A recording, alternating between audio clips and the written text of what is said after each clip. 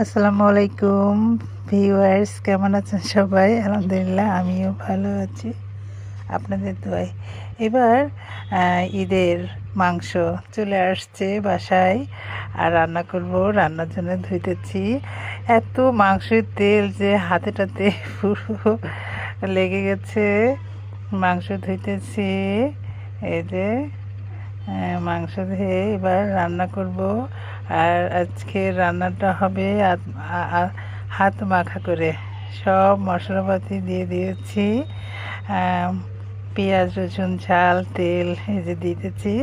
সব মশলা দিয়ে হাত মাখা করে রান্না করব।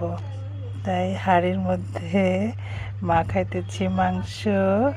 এই যে এইভাবে হাত মাখা করে ঈদের মাংস রান্না করব। তাই মাংসটা সুন্দরভাবে মাখায়ে নিতেছি।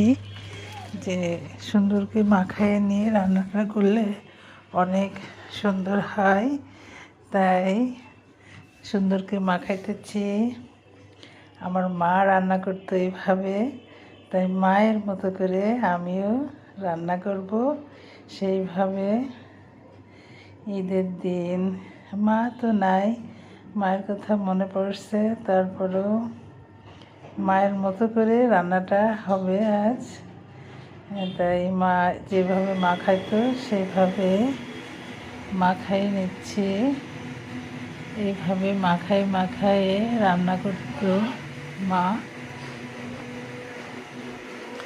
এইভাবে মাখায় রান্না করলে কিন্তু অনেক মজা।